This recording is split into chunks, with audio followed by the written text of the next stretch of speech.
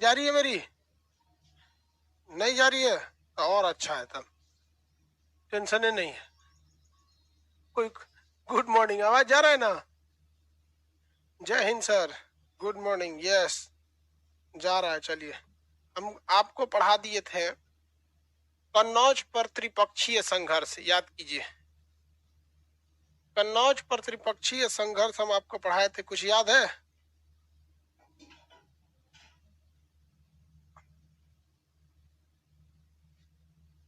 बताइए, 1 2 3 का नाम लिख के बताइए कौन है। एक ही लाइन में सीक्वेंस में नाम होना चाहिए। 1 2 3 कौन सा वंश है? 1 नंबर पे कौन सा वंश, 2 नंबर पे कौन सा वंश, 3 नंबर पे कौन सा वंश? फटाफट नाम लिख के दे। ब्लैक दिख रहे हैं हम। लाइट जलाने से पहले ससुरा चश्मा लगाना पड़ेगा, ना तो आंखिए भड़का देगा मेरा। अब बुढ़ाउती में ससुरा आंख हो काम नहीं करता हम लोग। अब चलो भाई, लाइट ऑन कर ही देते हैं। कर दिए। बहुत लोग का आंसर सही है भाई। चलिए, पाल वंश, राष्ट्रकूट वंश, प्रतिहार वंश। प्रतिहार वंश को फाइनली जीत मिली थी, गुर्जर प्रतिहार कहते हैं। अब आगे कुछ वंशों के बारे में हम आपको पढ़ाते हैं। इस वीक आपको ये वाला जो प्राचीन हिस्ट्री होता है, जिसे हम लोग एंशियंट हिस्ट्री कहते हैं, वो खत्म हो जाएगा। इस वीक में आपका एंशियंट हिस्ट्री खत्म हो जाएगा। फिर बीच में हम लोग मुस्लिम राष्ट्र शासकों के बारे में पढ़ेंगे, जो जिसमें 2 क्रम आएगा आपको। 2 क्रम में कौन कौन सा क्रम आएगा भैया? तो 2 क्रम में आएगा आपका एक दिल्ली सल्तनत वाला काल। आपकी जैसे दिल्ली सल्तनत खत्म होगी तो फिर मुगल काल। उसके बाद अंग्रेज आ जाएंगे। अंग्रेज को भगाने के लिए हमारे स्वतंत्रता सेनानी आएंगे, जिसमें 2 हिस्सा होगा। गरम दल, जिसमें मार धाड़ देखेंगे, सुभाष चंद्र बोस, भगत सिंह, चंद्रशेखर आजाद, राम प्रसाद बिस्मिल, अशफाकुल्ला खान, खुदीराम बोस, ये लोग। नरम दल वाले में नेहरू, सरदार पटेल, महात्मा गांधी, ये सब। आओ भाई देखो, मध्य प्रदेश का भी एरिया देखते हैं। मध्य प्रदेश का यह एरिया जो था, इसमें चंदेल शासक शासन करते थे। चंदेल शासक, इन्होंने ना एक मंदिर निर्माण के क्षेत्र में बहुत बेहतरीन काम किया था। कौन सा वंश था भैया? चंदेल वंश। इस चंदेल वंश को हम लोग जजाक भुक्ति भी कहते हैं। जजाक भुक्ति वंश, जजाक भुक्ति वंश, ये चंदेल वंश को ही कहते हैं। इसकी 2 राजधानी थी। शुरुआत में इसकी राजधानी महोबा थी। महोबा, महोबा थी, महोबा। बाद में इसकी राजधानी खजुराहो हो गया। खजुराहो, खजुराहो, खजुराहो बड़ी प्रसिद्ध है। खजुराहो बहुत ही प्रसिद्ध है। कितने लोग बता सकते हैं खजुराहो में हिंदू धर्म के अतिरिक्त एक और धर्म का बहुत महत्वपूर्ण केंद्र है? कितने लोग इस बात को बता सकते हैं? हिंदू धर्म के अतिरिक्त वहां एक कोई और धर्म भी है। आप बताइए, वो बौद्ध धर्म है या जैन धर्म है? कितने लोग बता सकते हैं? बौद्ध धर्म या जैन धर्म? खजुराहो किस लिए प्रसिद्ध? हिंदू के अतिरिक्त, हिंदू के अतिरिक्त वहां बौद्ध या जैन? बौद्ध या जैन? जैन। हिंदुज्म प्लस जैन, ये दोनों का पवित्र स्थल है। मतलब यहाँ पे बहुत ज्यादा फेमस है मंदिर वगैरह। तो मध्य प्रदेश का खजुराहो बहुत ही प्रसिद्ध मंदिर है। इस वंश के जो शासक थे यहाँ पे, जो चंदेल वंश था, इसके जो प्रथम शासक थे उनका नाम था नन्नूक। प्रथम शासक का नाम बताइए। नन्नूक। प्रथम शासक, चंदेल वंश के प्रथम शासक का नाम था नन्नूक। ये कोई बहुत ही बूढ़ शासक या फिर ऐसे कोई प्रतापी, प्रतापी यानी विस्तारवादी शासक नहीं थे जिन्होंने ये किया वो किया। विस्तारवादी या प्रतापी शासक किसे कहा जाता है? जो अपने साम्राज्य का विस्तार करे, प्रतापी शासक था। जैसे इंदिरा गांधी। पाकिस्तान को पाकिस्तान पहले 2 भाग में था, बांग्लादेश था, तूर तार के रद्द कर दिया बांग्लादेश। वहां पर प्रतापी शासक। अब जैसे मोदी जी है, योग्य शासक है, लेकिन अगर ये पीओके को वापस लेके चले आते हैं या अक्साई चीन को वापस लेके चले आते हैं, तो ये क्या हो जाएंगे? प्रतापी शासक हो जाएंगे, साम्राज्यवादी है। भैया हमारा साम्राज्य था, कैसे ले लिया यहाँ? तो वैसे ये प्रतापी शासक नहीं था, नन्हूक शासक। ठीक है, अब मोदी जी भी लेके चले आए तो उनमें भी प्रतापी लग जाएगा। आगे देखते, इस वंश में कई शासक हुए लोग जिन्होंने मंदिर निर्माण के क्षेत्र में बहुत ही योगदान दिया। इसी में एक शासक का नाम था यशोवर्मन। इसमें शासक का नाम क्या था? यशोवर्मन। यशोवर्मन विष्णु भगवान का बहुत बड़ा पुजारी था। यशो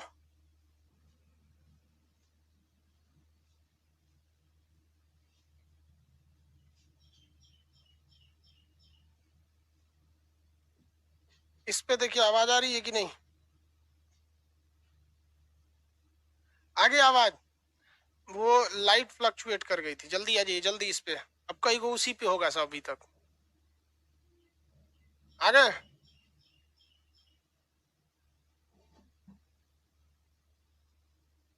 क्या हो गया था? अरे यार, जानते हो क्या होता है ऑनलाइन में? यही सबसे बड़ी समस्या है। 1 सेकंड के लिए भी फ्लक्चुएट नहीं होना चाहिए। यहाँ वोल्टेज ऊपर नीचे हुआ, इन्वर्टर जो था 1 सेकंड का लैग कर दिया। अब जहां 1 सेकंड का गैप हुआ, इसे थोड़ा एक हाँ, इस बंद मत हो जाए, फिर हो गया वैसे ही। बच गया, बच गया। तो लाइट जब आती है ना, तो हल्का सा गैप हो जाता है। अगर वो गैप आधा सेकंड का रहेगा तो गड़बड़ हो जाएगा। आधा सेकंड के कम रहना चाहिए। तो सोच रहा आधा सेकंड के लिए गड़बड़ाया, पूरा कट गया। तो कभी कभी होता है ये बाई चांस, मतलब महीने में एक बार ऐसा कभी फ्लक्चुएट कर जाता है, जब इन्वर्टर और लाइट कटने के बीच में आधा सेकंड से ज्यादा का गैप हो जाएगा तो ऑनलाइन सिस्टम कट जाता है, दोबारा आना पड़ता है। कभी भी ऐसा टेक्निकल ग्लिच आ जाता है, ये टेक्निकल में आम बात है, तो आप उसको दोबारा आ जाइएगा। 5 मिनट लग जाता है हमको दोबारा इसमें करने में। आगे लोग सब अब कई उधरे सुतल है सब उहे वाला में। अरे यार, क्या कर रहा है लोग यार। आ गया कि नहीं आ गया? अच्छा, एक बार और क्लास में हो गया था मैथ में। ठीक है भाई, कोई बात नहीं, हो जाता है भाई। टेक्निकल चीजें हम लोग के पास कंट्रोल में ज्यादा नहीं रहती है। अब कोई, अब बताओ यार, आधा सेकंड के लिए अगर गड़बड़ होता है तो पूरा गड़बड़ हो जाता है। कितना मायने रखता है यहाँ पर। यहाँ पर बताइए बाबू, शासक का नाम क्या था? यशो वर्मन। यशो वर्मन या यशो वर्मन विष्णु भगवान का बहुत बड़ा पुजारी था। इसने एक विष्णु मंदिर बनवाया। इस विष्णु मंदिर को चतुर्भुज मंदिर कहते हैं। कहाँ बनवाया होगा? तो जेन्युइन बात है, खजुराहो में बनवाया होगा। तो खजुराहो में इसने जो विष्णु मंदिर बनवाया था उसे हम चतुर्भुज मंदिर कहते हैं।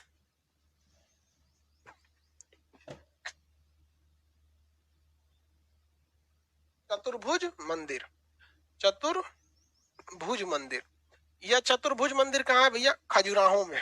कहाँ पे? खजुराहो में। ये विष्णु भगवान का पुजारी था। नाम क्या था भैया इसका? यशो वर्मन। विष्णु भगवान का पुजारी था। इस वंश का अगला शासक जो आया बहुत ही खतरनाक था। उसका नाम था धंग। क्या नाम था? धंग। ये शिव जी का बहुत बड़ा पुजारी था।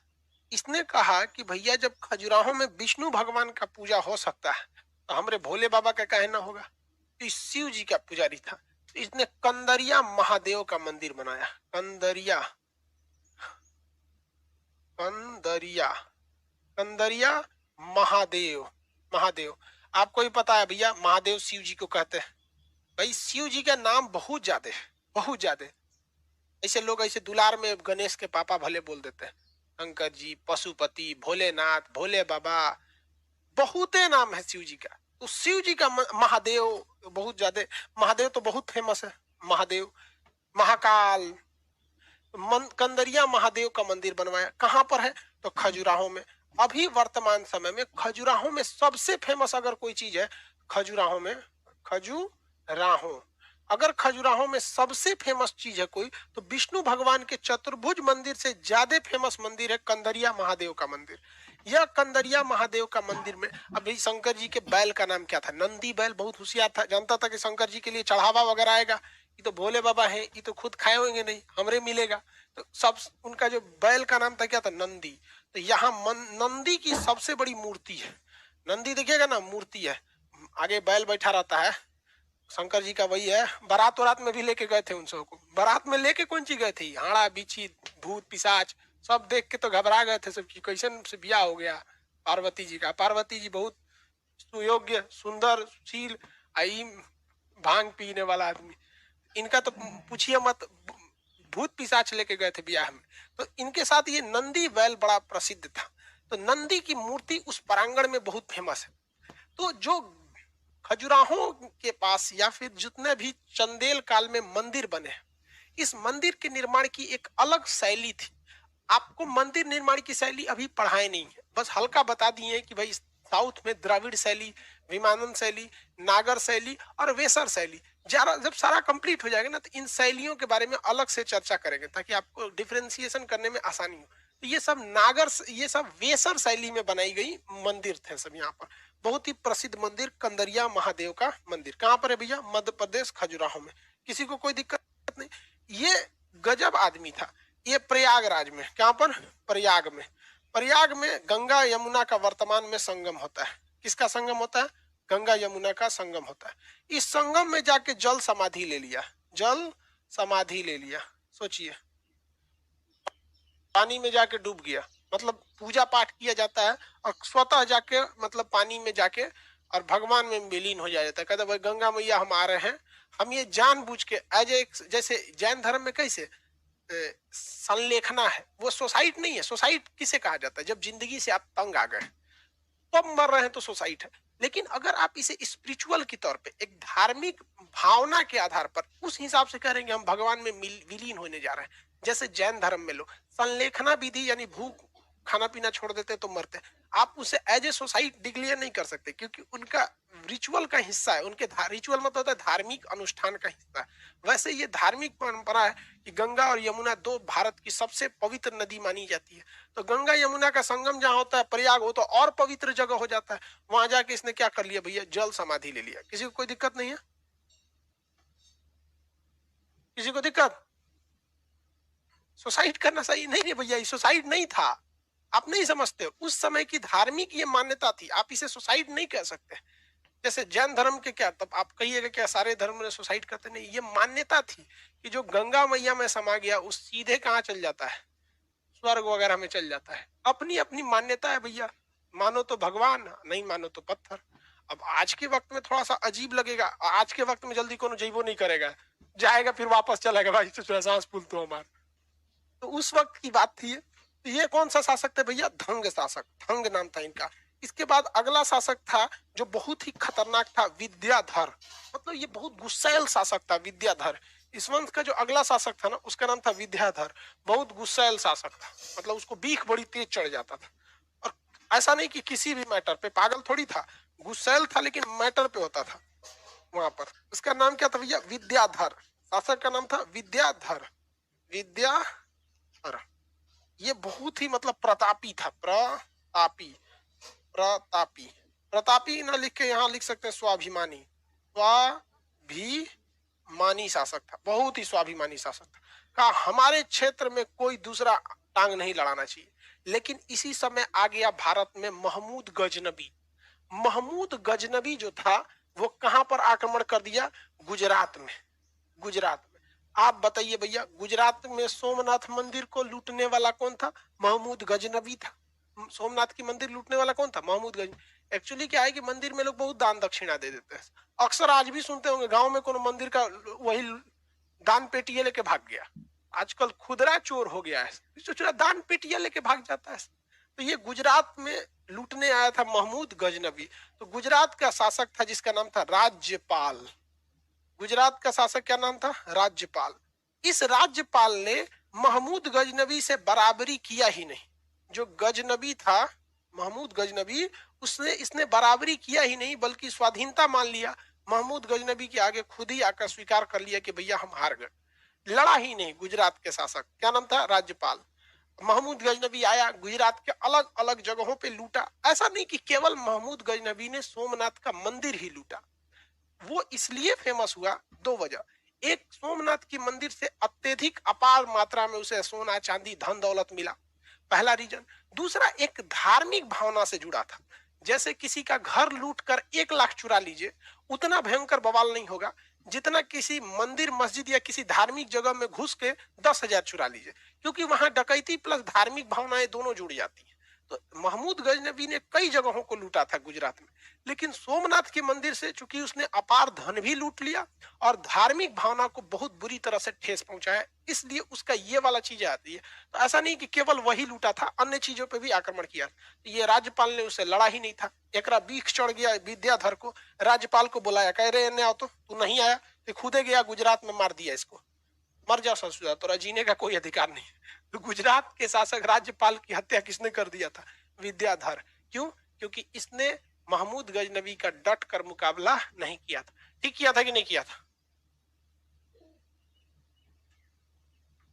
हाँ भाई लुटेरा था, तो उसको कौन वैज्ञानिक बोल रहा है? वो कह रहा है सर महमूद गजनबी लुटेरा था। अरे भाई जब सबको पता है लुटेरा, उसको कोई वैज्ञानिक थोड़े बोलता है। दूसरा लुटेरा थे सब। भाई देखो हमारे पास अपार धन दौलत था, अंग्रेज क्या थे? सब लुटेरे थे सब ना, वो भी लुटेरा था। सोच रहा अंग्रेज से लेके सब वैज्ञानिक थोड़े था। बहुत अच्छा काम किया। तो जो कहीं का भाई एक बात बताना, देखो हम ऐसा नहीं है कि हम सब लड़ सकते हैं। आजादी के लड़ाई में खुदीराम बोस जो थे बिहार के, खुदीराम बोस वगैरह ये लोग 13 साल 14 साल का उम्र में ये लड़ाई लड़ा। इनको भी पता था कि हम अकेले 13 साल की उम्र में 14 साल की उम्र में नहीं जीत सकते अंग्रेजों से। सरदार वल्लभ भाई पटेल जो थे, ये तो खैर नरम दल के थे, भगत सिंह हो गए, सुभाष चंद्र बोस हो गए, या फिर चंद्रशेखर आजाद, इन्हें पता था कि हम अकेले नहीं लड़ पाएंगे। लेकिन उन्हें यह बात भी पता था कि हमारे बाद एक फौज आएगी जो इस धरती को, इस देश को आजाद कराएगी। इतिहास कम से कम ये तो नहीं कहेगा कि ना कि कोई अन्याय होते देख रहा था, तो कम से कम इस चुट्टा को लड़ना तो चाहिए। अरे भाई जब तू सीधे सीधे लौट गया, यही ऐसे ही लोगों ने अन्य आक्रांताओं को निमंत्रण दिया था। क्योंकि महमूद गजनबी जब यहाँ से जीत कर गया होगा तो क्या कहा होगा कि वहां का शासक राज्यपाल था, उसने तो कुछ मना ही नहीं किया, तो दूसरों का मन बढ़ा होगा। तो दूसरा के बाद गौरी आ गया, ऐसे चढ़ते आ गए सब, बाबर झाबर चला आया सब, तैमूर लंक आ गया, मंगोल आ गए सब, पुर्तगाली चला आए सब, डच आ गए सब, हॉलैंड वाले सब थे सब, इंग्लैंड वाले चले गए, फ्रांसिस आ गए सब। इसी वजह से पकड़ के अच्छा से थूरना चाहिए। अतिथि देवो भव, और अगर अतिथि के रूप में अगर आप दुष्ट शैतान बन के आएंगे तो कुचैबो करेंगे। इस ससुरा को कम से कम मारना तो चाहिए ओकरा के, लेकिन जो सरेंडर बोल गया, अच्छा किया ससुरा को धूर दिया है। समझ में आया कि नहीं आया? असल में जानते हो भाई क्या कहते, एक बार इधर ससुरा इधर से आता सब ना, बिहार से, कसम बताते हैं यहाँ की महिलाएं इतना मारती गरिया के मार डालती सब। वहां पे बिहार में आएंगे ना, हमें जितना रफ्तार से लात पड़ता है उतने रफ्तार से गाली पड़ता है। पुरुष भी मारेगा और महिलाओं का बाल नोचेगी। अगर कोई पिटाएगा ना तो महिला से उसका बलवा नोच लेगी, पुरुष कचर के मारेगा, गाड़ी गुत्ता सब हो जाएगा। इन्ने बाबर झाबर चाहे गौरी तोरी आ रहा, लात जूता खान के गोबर चिपरी ना पथवा देते से तब कहता है। इधर लोग थोड़ा सा सीधा साधा बेटा गया, लोग इधर आने तब तो का बताते, बात कम लाज ज्यादा। मरने के बाद पूछता सब कहां से आए हो? गजनबी, अफगानिस्तान से, तोरा ना पता है बिहार है। आगे चलते हैं, यहाँ पे विद्याधर के बारे में आप समझ गए। अब इसके बाद ये वंश धीरे धीरे कमजोर होता गया, और कमजोर होता गया। इस वंश में भी अब उतने योग्य शासक नहीं बचे। परमार्दी इस वंश का अंतिम शासक था। इस वंश का लास्ट शासक था परमार्दी। अब इस परमार्दी को पृथ्वीराज चौहान ने अपने राज्य में मिला लिया।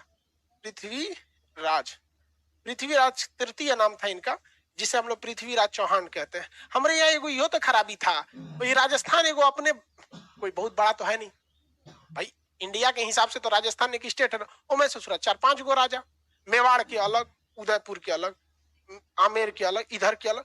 हम लोग में तो यही तो सबसे बड़का खराबी था। एगो देश का यूनिफाइड राजा बहुत कम हुआ सब। जैसे यूनिफाइड कब था, मतलब एक कब था, एक नंद वंश यानी मौर्य वंश के आसपास में था, मतलब जब वो मगध का साम्राज्य था। एक मगध के समय एक राजा होता था पूरे यहाँ का। उसके बाद अगर कुछ हद तक देखेंगे तो फिर कनिष्क था जिसने साम्राज्य स्थापित किया था। उसके बाद अगर देखेंगे तो लास्ट में एक मिलेगा हर्षवर्धन, जिसने पूरे भारत को नहीं उत्तर भारत को किया। हर्षवर्धन के मरने के बाद शासक कहाँ हुआ सब, इसे इसी तो लेके कोनो चंदेल है तो कभी ये है कभी वो है, इसे खिचड़ी बना के घूम रहा है सब। यही तो मौका दे दिया ना विदेशियों का आक्रमण करने के लिए। इस पे पृथ्वीराज चौहान ने कब्जा करके इसे चौहान वंश के अंदर मिला लिया। अब आपको धीरे धीरे ये एहसास हो रहा होगा कि अब मुस्लिम शासक अब आएंगे सब, क्योंकि यहाँ पर आपको गजनबी दिख गया है। और अभी पृथ्वीराज चौहान देखें तो यहाँ गौरी दिख जाएगा। जब पृथ्वीराज चौहान है तो पृथ्वीराज चौहान की लड़ाई किससे होगी? गौरी से होगी। गौरी के बाद वो अपना एगो गुलाम छोड़ के चल जाएगा, गुलाम वंश, उसे सुरा यहाँ खानदान बो के चल जाएगा अपना। किसी को कोई दिक्कत नहीं है चंदेल वंश में। चंदेल वंश में मूर्ति निर्माण की, मंदिर निर्माण की कला को क्या कहते थे? चंदेल वंश में मंदिर निर्माण की शैली को क्या कहते थे? वेसर शैली। कौन सी शैली भैया? वेसर, वेसर शैली। इसे हम लोग कहते थे मिश्रित शैली, मिली जुली डिजाइन, दक्षिण भारत का भी कुछ डिजाइन इसमें मिलेगा, उत्तर उत्तर भारत का भी कुछ डिजाइन इसमें मिलेगा। उसी को कहते हैं मिली जुली संस्कृति वाली चीज। किसी को यहां तक में दिक्कत नहीं, कोई दिक्कत नहीं, बढ़िया है। तो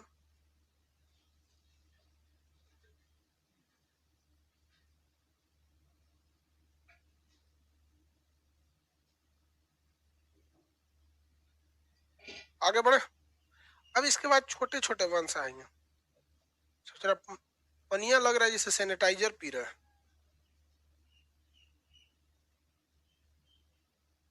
थर्सडे का पानी है। इतना तक में कंप्लीट। एक बार दोहराइए। चंदेल वंश का दूसरा नाम एक बार दोबारा दोहरा देते हैं। चंदेल वंश जो था, इस चंदेल वंश का दूसरा नाम क्या था? जजाक भुक्ति। चंदेल वंश का दूसरा नाम जजाक भुक्ति वंश। जजाक भुक्ति का वंश। राजधानी कहाँ थी भैया? खजुराहो। खजुराहो। खजुराहो कहाँ पर है? मध्य प्रदेश में, एमपी में है। कौन सी शैली थी? वेसर शैली। यानी ये मिली जुली संस्कृति थी उत्तर और दक्षिण भारत की, अलग अलग कई शैली थे, इसे मिश्रित शैली कहते हैं। इस वंश के पहले शासक का नाम बताएंगे, नन्हूक। नन्हूक। इस वंश का अगला शासक क्या था?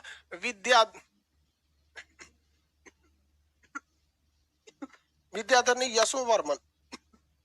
यशोवर्मन जो था वो विष्णु भगवान का था मानने वाला। यशोवर्मन। यशोवर्मन ये विष्णु भगवान को मानता था, इसलिए इसने विष्णु मंदिर बनवाया। उस मंदिर को क्या कहा गया? चतुर्भुज मंदिर। ऐसे चतुर्भुज बना देते हैं। इसके बाद अगला शासक आया धंग। कौन आया भैया? धंग। ये बहुत खतरनाक था, शिव जी का भक्त था। कंदरिया महादेव का मंदिर बना दिया, जिसमें सबसे बड़ी नंदी की मूर्ति है।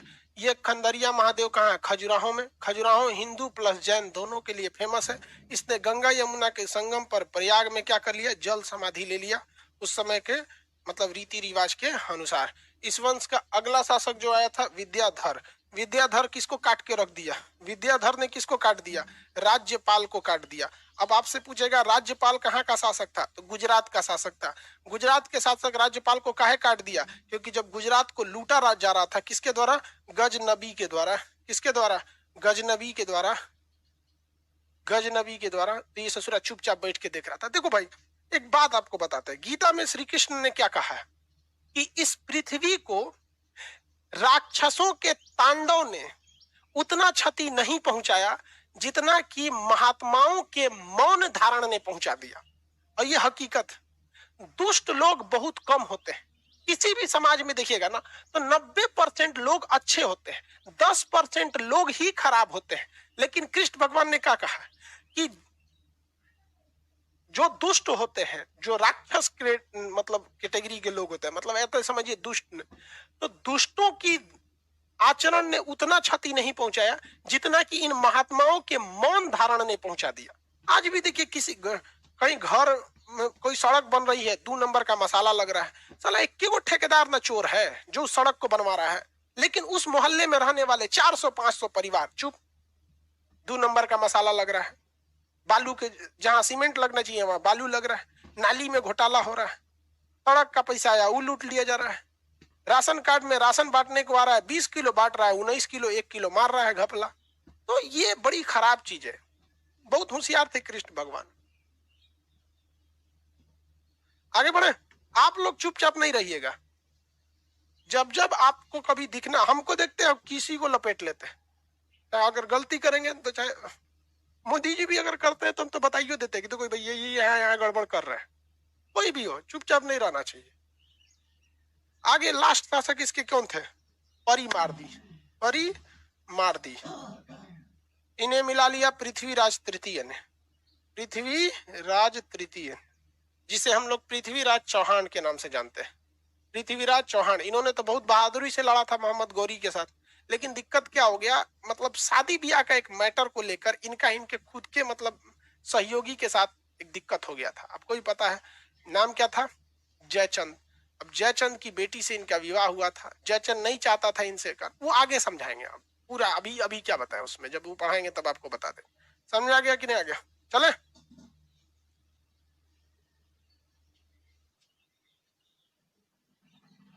अब इसके बाद छोटे छोटे राजवंश आते हैं जो किसी काम बहुत बहुत बड़ा काम नहीं किया इन लोगों ने। छोटे छोटे राजवंश आते हैं जिन्होंने बहुत बड़ा बड़ा काम नहीं किया। इसमें एक मध्य प्रदेश आता है, एक गुजरात आता है, एक उड़ीसा आता है।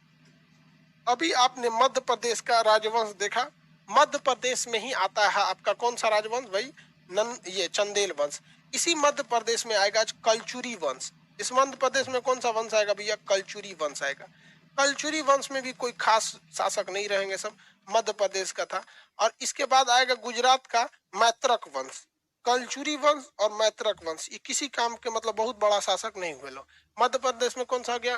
कलचुरी, इसमें मैत्रक वंश, मैत्रक वंश। अब ये दोनों लोग कोई बहुत बड़ा काम नहीं किया लोग, इससे कुछ खास क्वेश्चन नहीं पूछता। इधर उड़ीसा में आएगा गंग वंश, गंगा नहीं गंग वंश। ये पूरब में पड़ता है इसलिए इसे पूर्वी गंग वंश भी कहते हैं, गंग वंश। देखिए गुजरात में मैत्री वंश था, मध्य प्रदेश में कलचुरी वंश। इन दोनों में कोई खास नहीं राजा हुए, ना ही कोई बहुत महत्वपूर्ण काम किए। ऐसे नॉर्मल आपके मटेरियल में है, आप वहां से थोड़ा बहुत देख लेंगे, ठीक है। अब उड़ीसा में कौन सा था भैया? पूर्वी गंग वंश। इन्होंने काफी अच्छा काम किया, इसको पहले समझा देते हैं। उड़ीसा हो गया ये, यहाँ पे कौन सा वंश हो गया? पूर्वी गंग। अरे भैया गंगा मत बोल दीजिएगा, पूर्वी गंग वंश, पूर्वी गंग वंश। गुजरात में कौन सा वंश? मैत्रक वंश। मध्य प्रदेश में कौन सा वंश? कलचुरी वंश। महारक थे इस मैत्रिक वंश के संस्थापक। कलचुरी वंश जो था इस वंश के कोक्कल थे। और उधर चलते गंग वंश। गंग वंश जो था वो उड़ीसा के पास था। इन्होंने काफी मंदिर निर्माण में महत्वपूर्ण भूमिका निभाया, गंग वंश वालों ने। गंग वंश का साम्राज्य उड़ीसा में था, नीचे में थोड़ा सा आंध्र प्रदेश में था। यहाँ 3 मंदिरें हैं और बहुत ही फेमस मंदिर है भाई साहब। जैसे आप देखिए रथ मंदिर, कोणार्क का सूर्य मंदिर, कोणार्क का सूर्य मंदिर बहुत फेमस है। पुरी का जगन्नाथ मंदिर, भुवनेश्वर का लिंगराज मंदिर। तो 3 मंदिर फेमस है, 3 मंदिर फेमस है। बताइए कोणार्क में, कोणार्क में, पुरी में और भुवनेश्वर में। अब बताओ भैया कोणार्क में कौन सा मंदिर फेमस है? सूर्य मंदिर। कोणार्क में कौन सा मंदिर है भैया? सूर्य मंदिर। कोणार्क में सूर्य मंदिर, सूर्य मंदिर जिसे हम लोग ब्लैक पैगोडा कहते हैं। देखो भाई पैगोडा जो मंदिर होता है वो बौद्ध धर्म के मंदिरों को हम लोग पैगोडा कहते हैं। बौद्ध धर्म के मंदिर देखेंगे ना इस शेप में ज्यादातर मिलते हैं, इस शेप में ऐसे रहेंगे सब बौद्ध धर्म के मंदिर इस टाइप में, तो इसे पैगोडा कहा जाता है। नहीं देखते हैं जापान वगैरह में मंदिर रहता है इस टाइप में से, तो वो पैगोडा कहा जाता है। तो ये हल्का सा वैसा ही है लेकिन काले रंग का, इसलिए इसे ब्लैक पैगोडा कहते हैं। तो कोणार्क में सूर्य मंदिर है, पुरी में जगन्नाथ मंदिर है, पुरी में जगन्नाथ मंदिर है, पुरी में कौन मंदिर है? जगन्नाथ मंदिर है। और भुवनेश्वर में लिंगराज मंदिर है, भुवनेश्वर में लिंगराज मंदिर है। उड़ीसा के 3 मंदिर प्रमुख हैं। ये गंग वंश के राजाओं ने इसका निर्माण कराया। किसने निर्माण कराया? गंग वंश के राजाओं ने निर्माण कराया। जगन्नाथ मंदिर, पिछली बार भाई साहब जगन्नाथ मंदिर के ऊपर वाला जो गुंबद है एकदम ऊपर वाला, उसमें ध्वज में आग लग गया था जो बहुत अशुभ माना जाता है। ससुरा इस साल भयानक लोगों की जान चल गई, तो लोग को लगा था आग लगा था उस समय कुछ नहीं हुआ। इधर देख रहे 2020 में बड़ी खराब हो गया ससुरा, 2020-21 एकदम रद्द हो गया। अगर आप चाहते हैं कि आप कोरोना के तीसरे चरण में ना पकड़ाएं तो तीसरे चरण से बचना है तो अपने दोनों चरण को घर में रखें, वरना अगर दोनों चरण घर से बाहर गए तो तीसरे चरण में आप पकड़ाएंगे। 12वीं की परीक्षा टल सकती है, आपकी 13वीं नहीं टलेगी। समझ में आ गया? चुपचाप घरे रहिए। जगन्नाथ मंदिर समझ में आ गया? अब इस मंदिर के कौन कौन ने निर्माण कराया ये आपके मटेरियल में लिखा हुआ है, ये हम आपसे कल पूछेंगे। याद रखिए कोणार्क का सूर्य मंदिर गंग राजाओं ने बनवाया, पुरी का जगन्नाथ मंदिर गंग राजाओं ने बनवाया, कोणार्क का लिंगराज मंदिर गंग राजाओं ने बनवाया। कौन सा राजा था ये हम आपसे पूछेंगे, इसलिए ध्यान से रखिएगा। हम आपसे कल इसके बारे में सवाल कंफर्म पूछेंगे कि किसने इस मंदिर का निर्माण कराया। किस किसने इस मंदिर का निर्माण कराया, आपको बताना रहेगा। किसी को कोई दिक्कत नहीं होना चाहिए, किसी को कोई दिक्कत नहीं होना चाहिए। गुजरात में कौन सा वंश था भैया? छोटा छोटा राजवंश में मैत्रक वंश। गुजरात में मैत्रक वंश था। गुजरात में कौन सा वंश था? मैत्रक वंश था। इसके संस्थापक महारक थे। इसके संस्थापक महारक थे। मध्य प्रदेश में एक छोटा वंश था जिसका नाम था कलचुरी वंश। मध्य प्रदेश में एक छोटा सा वंश था जिसका नाम था कलचुरी वंश। उड़ीसा में एक छोटा सा वंश था जिसका नाम था गंग वंश। उड़ीसा में एक छोटा सा रंग था महारक। महारक। इसकी राजधानी बल्लभी थी। बल्लभी। कितने लोग बता सकते हैं बल्लभी क्यों फेमस थी? इसकी राजधानी त्रिपुरी थी। त्रिपुरा नहीं, त्रिपुरी थी। कोक्कल राजा थे इसके। कोक्कल। कोक्कल प्रथम इसके संस्थापक थे। कितने लोग बता सकते हैं बल्लभी क्यों फेमस थी? गुजरात की बल्लभी क्यों फेमस थी, बता सकते हैं?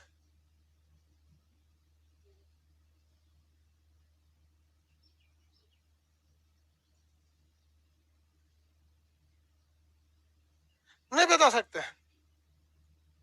अरे भैया गुजरात की बल्लभी क्यों फेमस थी? तो नॉर्मल बताए हुए जो पूरा पढ़ा। जैन धर्म। जैन धर्म की संगीति हुई थी। कौन सी संगीति? द्वितीय जैन संगीति। द्वितीय जैन संगीति बल्लभी में हुई थी। तो बल्लभी का, गुजरात के मैत्रक वंश की राजधानी बल्लभी थी। संस्थापक महारक थे। कलचुरी वंश जो था मध्य प्रदेश के त्रिपुरी में था। कलचुरी वंश जो था मध्य प्रदेश के त्रिपुरी में था। इस वंश के जो संस्थापक थे, इस वंश के संस्थापक का नाम कोक्कल था। वंश संस्थापक का नाम कोक्कल था। इसके बाद आप देखेंगे तो पूर्वी गंग वंश। पूर्वी गंग वंश जो थे ये लोग उड़ीसा के क्षेत्र में शासन किए थे। यहाँ पे आनंद नाम के आनंद वर्मा जो थे इसके संस्थापक थे। कोणार्क में सूर्य मंदिर, पुरी में जगन्नाथ मंदिर, भुवनेश्वर में लिंगराज मंदिर, ये तीनों मंदिर बहुत ही फेमस है। और जगन्नाथ मंदिर तो कुछ ज्यादा ही फेमस है। और जो सूर्य मंदिर है उसको इतनी डिजाइन से बनाया गया है कि जब सूर्यास्त होता है ना, जब सूरज डूबता है तो सूरज जब जब आखिरी किरण डूबती है तो मंदिर के बीच का जो खाली जगह है ना उसमें से वो दिखाई देता है। तो नो डाउट हमारे देश की जो ज्योतिष शास्त्र थी या फिर जो आर्कियोलॉजी थी बहुत बेहतरीन थी उस समय। बहुत समझ में आ गया कि नहीं आ गया?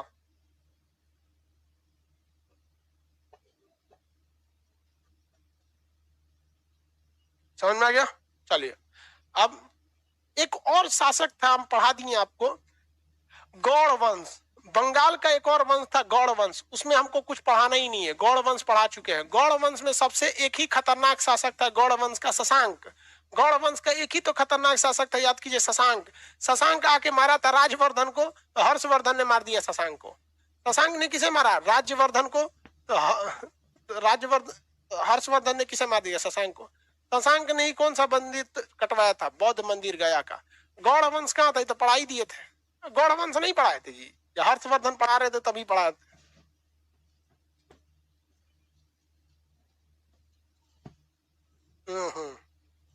राज्यवर्धन को मारा तो हर्षवर्धन उसको मार दिया। आज के लिए इतना ही रहने देते हैं। अब इसके बाद आपको पढ़ाएंगे राजपूत काल। और राजपूत काल में बेसिकली गुजरात और राजस्थान और मध्य प्रदेश के राजपूत शासक आएंगे। उसके बाद भारत में मुस्लिम आक्रमण होगा। तो मुस्लिम आक्रमण को थोड़ा देर रोक कर जो मंदिर निर्माण की शैली है इसको पढ़ा देंगे। उसके बाद लाएंगे मुस्लिम शासकों को कि चल भैया तो हम पढ़ा देते हैं। उसमें दो चरण में पढ़ना है। एक दिल्ली में जब शासन किया गया दिल्ली सल्तनत, और उसके बाद आया आपका मुगल सल्तनत। मुगल सल्तनत के बाद आया आपका नेहरू, गांधी, जनरल डायर, सब आधुनिक भारत वाले सब। आज के लिए इतना ही, कल मिलेंगे। कल हम आपसे पूछेंगे कि पुरी का जो जगन्नाथ मंदिर है किसने बनवाया, कोणार्क का जो सूर्य मंदिर है किसने बनवाया, भुवनेश्वर का लिंगराज मंदिर है किसने बनवाया, गंगवंश के संस्थापक आनंद वर्मा, मध्य प्रदेश में जो कलचुरी वंश है उसके संस्थापक कोक्कल, गुजरात में जो आपका मैत्रक वंश है उसके संस्थापक महारक, इसकी राजधानी बल्लभी, कलचुरी की राजधानी आपकी त्रिपुरी। आगे बढ़े, आज के लिए इतना ही। कल हम आपसे पूछेंगे, ठीक है? ये हेल्प हेल्प करके कौन चिल्ला रहा है?